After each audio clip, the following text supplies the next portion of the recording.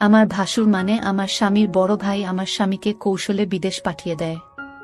আর আমার স্বামী তার বড় ভাইয়ের কথা কিছুতেই অমান্য করেনি, তাই সে বিদেশ চলে গেল। তারপর বাড়িতে আমি আর ভাসুর থাকি। একদিন রাতে ভাসুর বলল, আমার পায়ে খুব ব্যথা করছে, আমায় একটু মেসেজ করে দিবে। ভাসুরের এটা ছিল মিথ্যা অভিনয়। আমি ভাসুরের চিৎকার শুনে আমি তার পায়ে মেসেজ করতে গেলাম। তারপর ভাসুর দরজা লক করে দিল। তারপর আমার সাথে যা ঘটেছিল তা শুনলে তোমাদের মাথা গরম হয়ে যাবে। তাহলে গল্পটা বলি। আমি ঢাকায় স্বামী, শাশুড়ি, ভাসুরের সাথে থাকি। আমার স্বামী আর ভাসুর ব্যবসা করে। শাশুড়ি প্রায় অস্ট্রেলিয়ায় থাকতে যান ওনার বড় মেয়ের কাছে। এখন মূল সমস্যাটা বলি। আমার স্বামী আমাকে নিজে পছন্দ করে বিয়ে করতে চেয়েছিল, কিন্তু আমাদের পরিবারের সাথে তাদের আর্থিক অবস্থা মেলে না। আমরা মধ্যবিত্ত, তারা ধনী, বলে কেউ রাজি ছিল না।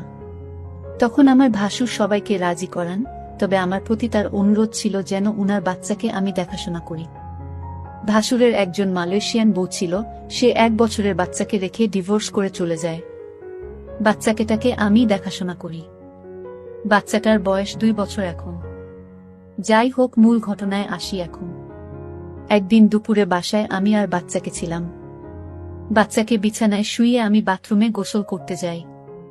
বাচ্চাকে যেহেতু রুমে একা, তাই ওকে দেখে রাখার জন্য বাথরুমের দরজা খোলা রাখি। ভাসুর তখন বাইরে আর শাশুড়ি অস্ট্রেলিয়ায়। বরের কাছে বাসার চাবি থাকে। এ সময় দরজার শব্দ পাই, ভাবি বর এসেছে, কারণ চাবিটা ওর কাছেই ছিল। কিন্তু ভাসুরকে দেখি হঠাৎ আমার রুমে ঢুকে পড়তে। বাচ্চাকে তখন কিছুটা কাঁদা ছিল, তাই মনে হয় বাচ্চার শব্দে এসেছে। এসেই উনি বাথরুমে ঢুকে পড়ে। আমি অবাক হয়ে গেলাম। কেউ না বলে হঠাৎ এভাবে বাথরুমে ঢুকে পড়ে। আমি তাকে কিছুই বলতে পারিনি। ভাসুর তখন বলছিল, সরি, আমি জানি না তুমি বাথরুমে ছিলে। এই দিনের ঘটনার পর থেকেই ভাসুরের চোখে আমি একটা অন্যরকম দৃষ্টি দেখি। দৃষ্টিটা জানি কেমন, আমার মোটেও ভালো লাগে না। মনে হয় উনি আমার দিকে তাকিয়ে অনেক কিছু ভাবছেন। আমাকে উনি নাম ধরে ডাকতেন, কিন্তু এখন ডাকার ধরনটাও কেমন যেন হয়ে গেছে। এই ঘটনার পর থেকে প্রায় প্রতিদিনই দুপুরে উনি বাসায় চলে আসেন, অথচ আগে প্রয়োজন ছাড়া কখনো আসতেন না। এই সময় আমার বর থাকে প্রতিষ্ঠানের অফিসে। অফিসে কাজ না থাকলেও বরকে কোনো একটা কাজে লাগিয়ে উনি বাসায় থাকেন। শুধু বাসায় থাকলে সমস্যা ছিল না, কিন্তু বাচ্চার কাছে থাকার অজুহাতে উনি আমার ঘরেই পড়ে থাকেন আর অদ্ভুতভাবে তাকান।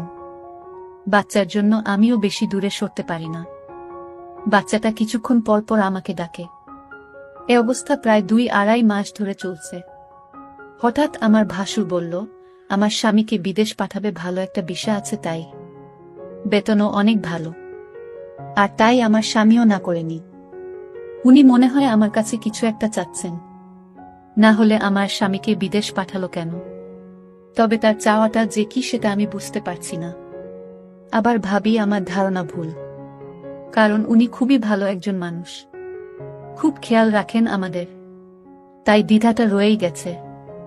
আমি কি করলে উনার সাথে সম্পর্কটা আবার আগের মতো হবে? তাছাড়া আমি উনার মনে কি আছে সেটা কিভাবে বুঝতে পারবো?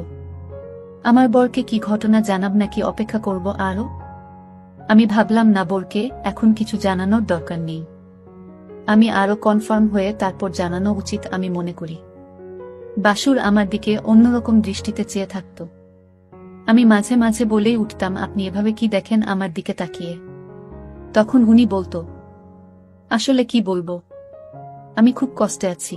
আমার কষ্টটা যদি তোমার কাছে বলি তুমি হয়তো কি মনে করো তা আমি জানি না। তবে তুমি আমার বাচ্চাটাকে নিজের মনে করে লালন পালন করছো, এতে আমি অনেক খুশি। সত্যিকার অর্থে তুমি একজন ভালো ঘরের মেয়ে।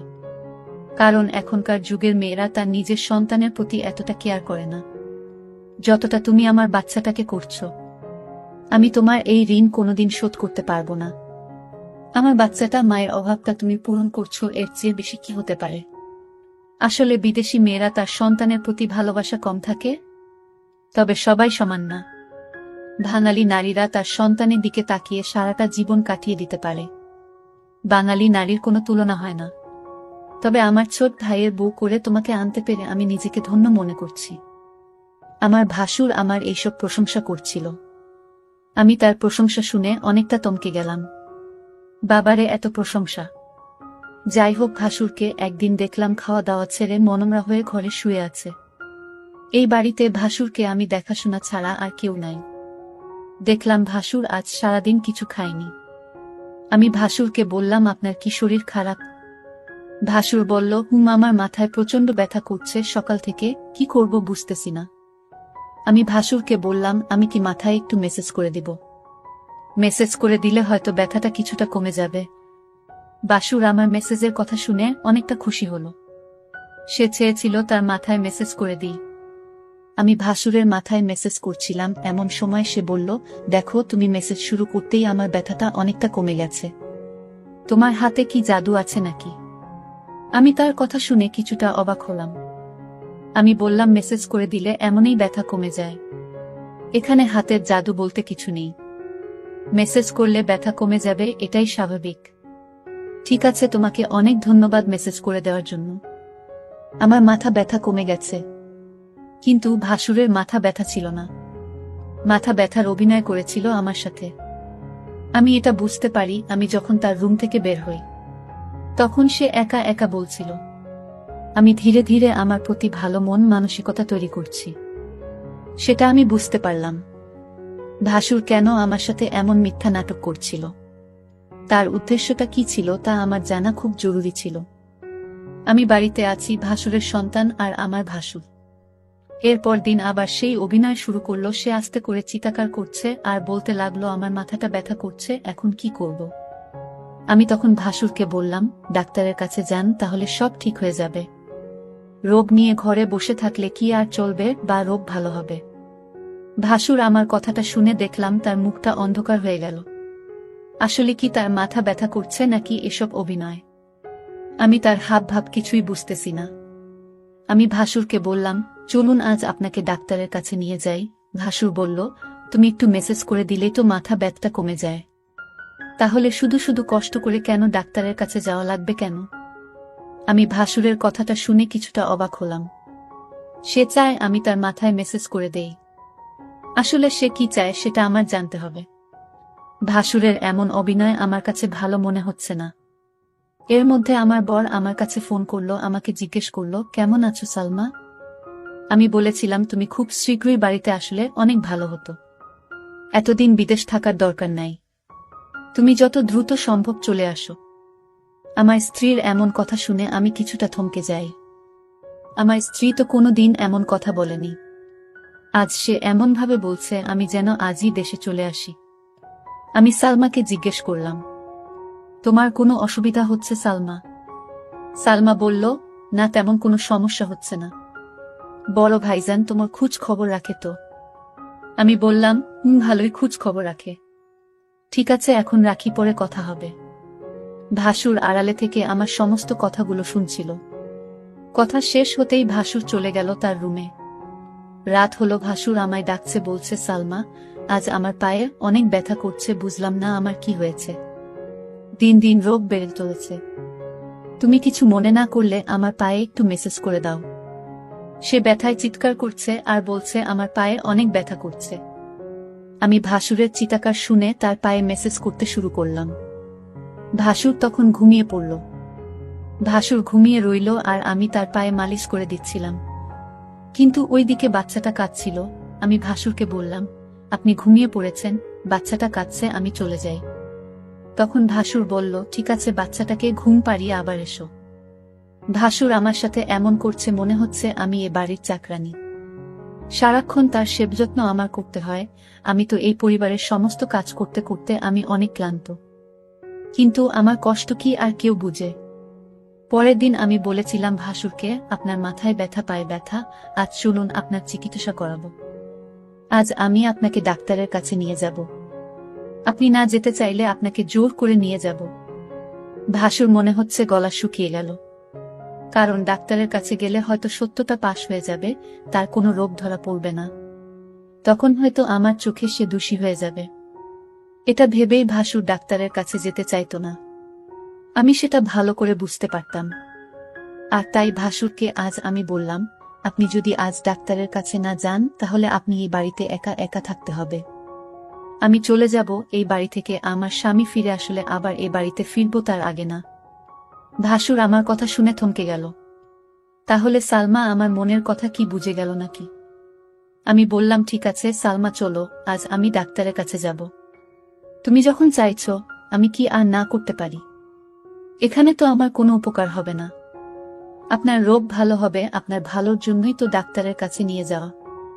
ভাসুরের মতলব ভালো ছিল না, এটা আমি সিউর হলাম তার কথায়। যাই হোক, ডাক্তারের কাছে গেলাম। ডাক্তার তার সমস্ত শরীর পরীক্ষা করল, পরীক্ষার রিপোর্টের জন্য অপেক্ষা করতে লাগলাম। ভাসুর আজ অবশ্যই আমার কাছে ধরা পড়বে। ভাসুরের মুখখান দেখলাম শুকিয়ে গেছে। প্রায় 4 ঘন্টা পর রিপোর্ট আসলো। ডাক্তার রিপোর্ট দেখে বলল, আপনার কোনো সমস্যা নাই, আপনি তো ভালো আছেন, আপনার সমস্ত রিপোর্ট ভালো। ডাক্তারের কথা শুনে ভাসুর অনেকটা লজ্জিত হল। আমি ভাসুরকে নিয়ে বাড়িতে ফিরলাম। আমি ভাসুরকে জিজ্ঞেস করলাম, আপনার কোনো রোগ নেই, আপনি রোগের ভান করে কেন আমাকে কষ্ট দিলেন? আপনার উদ্দেশ্যটা কি বলবেন? ভাসুর বলল, আরে অনেক সময় রিপোর্টে সমস্যা ধরা পড়ে না, কিন্তু সালামা, বিশ্বাস করো আমার সত্যি পায়ে এবং মাথা ব্যথা করছিল। পরের দিন রাতে ভাসুর আবার চিৎকার শুরু করলো, বলতে লাগলো, ব্যথায় মরে গেলাম, আমার খুব পায়ে ব্যথা করছে, শুনছো সালমা, তুমি আমার পায়ে একটু মেসেজ করে দাও। আমি তার চিৎকার শুনে কি আর করবে, মেসেজ করতে গেলাম, তার পায়ে মেসেজ করে দিলাম। ভাসুর তখন ঘুমের ভান করে শুয়েছিল। সালমা তার পায়ে মেসেজ করে দিচ্ছিল। ভাসুর বলল, ঠিক আছে, আমার ব্যথা একদম নিরাময় হয়ে গেছে, এখন তুমি যাও, ঘরে গিয়ে ঘুমিয়ে পড়ো। কিন্তু সালমা দেখি আমার কথা কিছুই শুনেছে না। সে আমার পায়ে ধরেই ঘুমিয়ে গেছে। মনে হচ্ছে সে অনেক ক্লান্ত হয়ে গেছে। আমি বিছানা থেকে উঠে বললাম, তুমি এখানে কিভাবে এলে, আর আমার রুমে কেন? এখানে তুমি কি করছো? ভাসুরের এসব কথা শুনে আমার মনে হলো, বাহ, আপনি তো ভালোই বলছেন। ভাসুর বলল, যাও, তোমার রুমে গিয়ে ঘুমাও। ভাসুরের আজকে বিষয়টা আমি কিছুই বুঝতে পারছিলাম না। রাত শেষে সকাল যখন এলো, একজন লোক ডাকতে লাগলো, সালমা ম্যাডাম বাড়িতে আছেন? আমি বললাম, আমি সালমা, বলুন কি বলবেন। লোকটি আমার হাতে একটি কাগজ দিয়ে বলল, এটা আপনার স্বামী বাহির থেকে পাঠিয়েছে। আমি কামটা খুলে যা দেখলাম তা দেখে আমার মনে হচ্ছিল আকাশের বুঝি আমার মাথায় ভেঙে পড়ল। এটা ছিল ডিভোর্স লেটার। আমার স্বামী আমাকে বিদেশ থেকে ডিভোর্স দিয়ে দিয়েছে। আমার তো কোনো অপরাধ ছিল না, তাহলে কেন সে আমাকে ডিভোর্স দিল? আমি তো কিছুই বুঝতেছি না। আমি অনেকটা ভেঙে পড়তে লাগলাম, আমার মাথায় কোনো কাজ করছিল না। আমি এটা মেনে নিতে পারছি না, কোনো কারণ ছাড়াই আমাকে ডিভোর্স দিল আমার স্বামী, এটা আমি কিভাবে মেনে নিব? কিন্তু হঠাৎ আমার ইমোতে আমার স্বামী একটা ভিডিও সেন্ড করে পাঠালো। ভিডিওটা দেখে আমার মাথা ঘুরে গেল। ভিডিওটা তো আমি যখন ভাসুরের পায়ে ব্যথা ছিল তখন মেসেজ করছিলাম, সেই ভিডিও। আমি ভিডিওটা দেখে চমকে গেলাম। আমি ভাসুরের উপকার করলাম, আর ভাসুর কিনা আমার স্বামীকে ভুল ধারণা দিল। কেন সে এটা করল? আমি ভাসুরের রুমে গিয়ে ভাসুরকে বললাম, আপনি কি মানুষ না অন্য কিছু? আপনি কিসের জন্য আমার সংসারটা ভেঙে দিলেন একটা মিথ্যা নাটক করে? আমার মন তো সহজ সরল ছিল, আমি কিছুটা বুঝতে পারছিলাম, কিন্তু আমি তা আপনাকে বলিনি, কারণ আমি আপনাকে সম্মান করি তাই। আর আপনি সম্মানের এই প্রতিদান দিলেন। ভাসুর তখন দরজা লক করে দিল। আমি বললাম, দরজা লক করলেন কেন? সে বলল, একটু পরে সবই বুঝতে পারবে। ভাসুর তখন আমার পায়ে এসে পড়ল আর বলল, তুমি আমায় ক্ষমা করে দাও। আমি যা করেছি আমার সন্তানের জন্য করেছি। আমি চেয়েছি তুমি আমার সন্তানের জন্মই হও। আমার সন্তানকে তুমি যেভাবে লালন পালন করছো, এতে আমি অনেক খুশি। আমি চাই তুমি আমার হয়ে সারা জীবন থাকো। আর তাই তো আমি এটা করেছি। নিজের সন্তানের জন্য সকল বাবা মা সবকিছু করতে পারে। আমাকে তুমি ক্ষমা করে দিও। তারপর আমার কিছু করার ছিল না। আমি ভাসুরের সন্তানের দিকে তাকিয়ে তার কথা মেনে নিলাম। কিন্তু ওই দিকে আমার স্বামী একটা বিদেশি মেয়েকে বিয়ে করে বাড়িতে নিয়ে আসলো। বন্ধুরা, আজকের গল্পটি কেমন লাগলো তা অবশ্যই কমেন্ট করে জানাবেন। ধন্যবাদ।